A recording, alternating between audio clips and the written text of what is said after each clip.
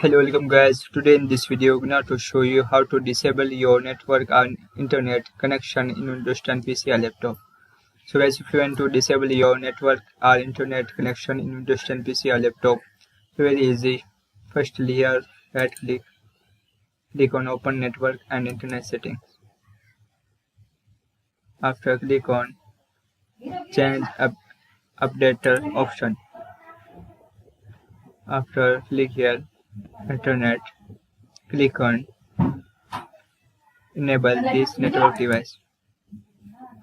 That is. So guys, this is very simple and easy method if you want to disable your network or internet connection in Windows 10 PC or laptop. Thank you for watching this video. This is very simple and easy method and quickly method. Thank you for watching this video. Please subscribe to my channel for latest update.